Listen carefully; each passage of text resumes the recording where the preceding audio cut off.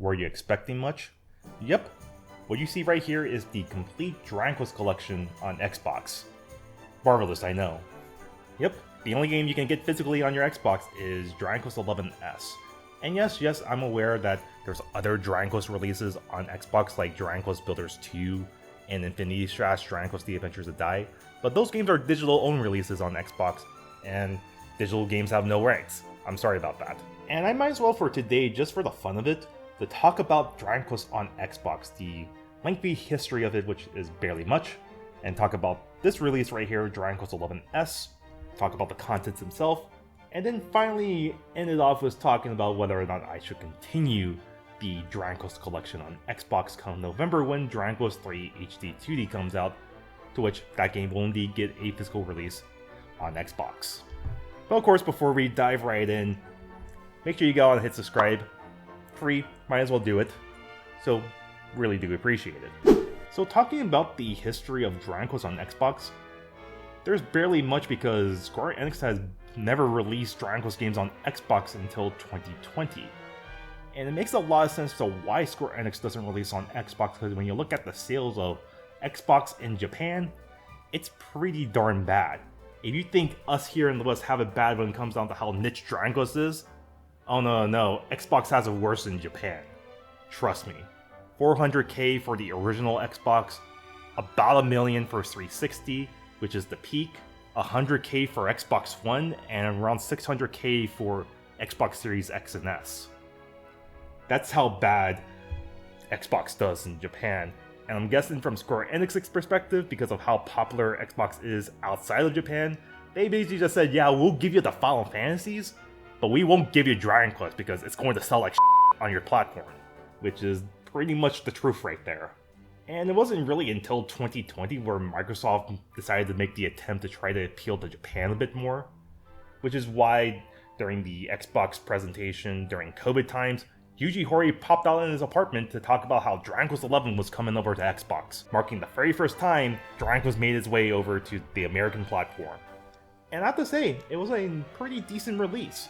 Runs at 4K, 60 FPS if you compare it to the other versions. Yeah, this was the definitive version right here if you only played on consoles. Of course, PC is better, but hey, if you only own a console and you happen to own an Xbox like an Xbox One X or an Xbox Series X, yeah, do yourself a solid and pick up Dragon Quest XI-S. And there was a point in time where Dragon Quest XI-S was also made available on Game Pass, which was what Microsoft was really pushing at the time. And it was pretty nice right there to bring in some more recognition to the Dragon Quest series by adding that game over to a growing subscription service. But regardless, I bought it here on Xbox, and if you notice right here, I used the Toriyama cover art for my collection here because it looks better, and I personally don't like the render art, which I'm going to show it to you guys right now. As you see right there, it looks fine overall, but my main problem is when you move up here, they put the Xbox One and Series X banner on the top, which makes sense for Microsoft, but the thing is it cuts halfway right here, and then when you move down to the Definitive Edition banner, it covers the whole way, so it looks disgusting in my eyes, so might as well just use the Toriyama art right here, where the banner just is right there, and there's no Definitive Edition banner basically covering that portion right there.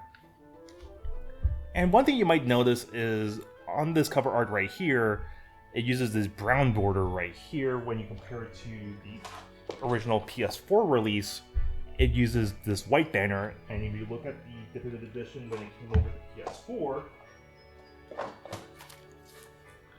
it also used a brown banner. That's because when XI-S released in Japan on the other platforms via PlayStation and Nintendo Switch, they introduced a lower price version, and as a way to signify this was a lower price version of the game, they used this brown banner right here. I think it looks fine.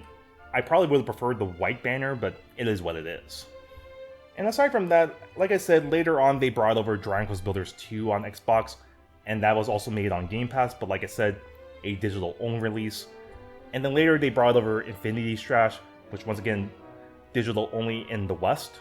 While in Japan, they did make physical copies for Infinity Strash over in Japan. But the thing is because of how bad Xbox sells in Japan, they actually didn't make any physical copies for Infinity Strash on Xbox. And hell, that's the case for Dragon Quest XI-S on Xbox. In Japan, there's no physical copy for Dragon Quest XI-S because of how bad Xbox sells in Japan. So the only way you can get a physical copy of XI-S is by buying a Western copy, either in North America or Europe. So yeah, and I think I've heard stories where people from Japan who own an Xbox but wanted to play Dragon Quest on their Xbox, but also wanted a physical copy, just went on and imported a North American copy over to Japan, which is pretty interesting nonetheless. And of course, eventually down the line, Dragon Quest XI-S will not be the only Dragon Quest game made physical on Xbox, because in November we'll have Dragon Quest III HD 2D, and that will indeed get a physical copy on Xbox. And I'm kind of conflicted of whether or not I should continue this Xbox collection for Dragon Quest. And the reason is quite simple. I only plan to get Dragon Quest III HD 2D on my PC via Steam and the Nintendo Switch. I have no intentions to play it on Xbox here because I only really use my Xbox to play Sonic Unleashed. I'm not kidding when I say that. So ultimately, do I really want to continue a collection where I don't really play the console that's available on? Because it really doesn't make sense to me. But maybe you guys have a different perspective, let me know down in the comments below. And that kind of covers today's video right here, just talking about Dragon Quest on Xbox. I know riveting story here, but still I thought it was kind of neat to talk about the one game that got a physical release on Xbox, just the short history it has on the platform. But anyways, let me know what you guys think about it. Do you own Dragon Quest XI-S on Xbox? Do you own it physical or not? Let me know, and don't forget to leave this video a like and subscribe as well. And you want to see more videos, do check out these videos right here. I personally think you'll enjoy them. See you guys on the next one. Take care.